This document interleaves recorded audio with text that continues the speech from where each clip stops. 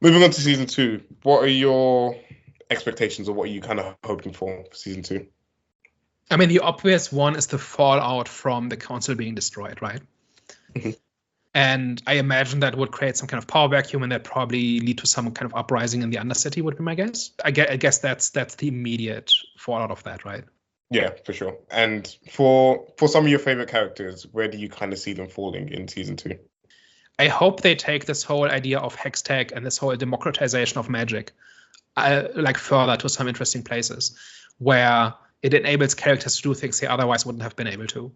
We're seeing kind of the prototype version of this in Jace's and Victor's experiments, but we're kind of left like that phase is now behind us. And I kind of want them to find applications in ways that matter to characters and through the story. That's kind of that's kind of one of the things I would be interested in. And I think a lot of characters in the games use like hextech devices. So it makes sense for a whole bunch of characters to get those things. And then there's Heimerdinger too. I think we haven't talked about him at all, but he's kind of in exile, right, at the end. And he's kind of well-intentioned, but without a home and without a cause, right? He kind of naively walks into Undercity and wants to help people and is basically told to shove off. And it seems like that's setting him up for something, that he finds somebody who actually wants his help and where he can actually help.